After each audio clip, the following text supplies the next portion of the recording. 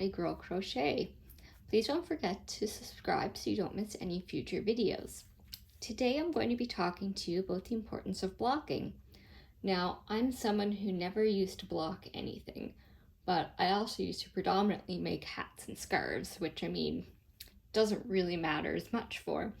But then I started making garments and then socks, and I learned that you really do need to block them, especially if you are going to take pictures of them.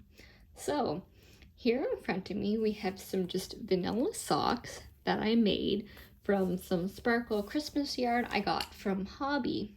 Now, as you can see, they're bumpy, they don't lay flat. Even if I try and flatten them out, they're crumpled basically. So what I'm going to do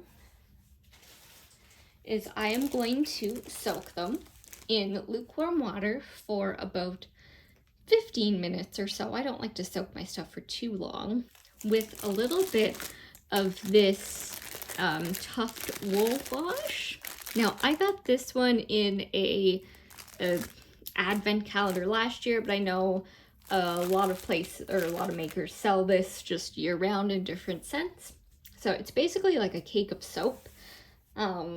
I don't always use this. Sometimes I'm lazy and I honestly simply just use some foaming hand soap or some dish soap, kind of whatever's closest. But I want to use this wool specific wash for these because these are 100% wool and they're a little bit scratchy. So this will help soften them up a little bit. So let's go soak these for about 15 minutes or so, and then I'll show you what I do afterwards. All right, so while the socks are soaking in the sink, I want to talk to you about sock blockers. So when I first started knitting socks, I didn't use sock blockers. And it's fine, you don't need them, but they do really help form the shape of your sock. So you can get some really fancy wooden ones on Etsy and other shops like that. But I just got these simple blue plastic ones off of Amazon. They're pretty reasonably priced.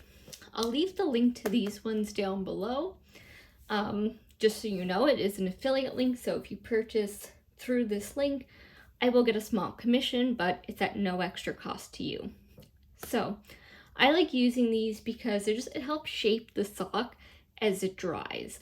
Because what we're going to do is, after the socks come out of the sink, we're going to roll them up in a towel, squish out most of the water, and then we're going to set them to dry on these sock blockers overnight.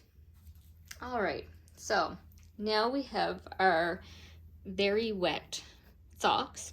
What we're going to do is we're just going to take a towel. You're going to lay them out, and then we're just going to roll the towel up and smush out some of the water. You basically just do that for a few minutes. Some people like to stand on it. I'll often just kind of wrap it up and leave it like this for, 10 minutes or so. But for the sake of the video, I'm just going to take one sock off. And what you do is then you take your sock,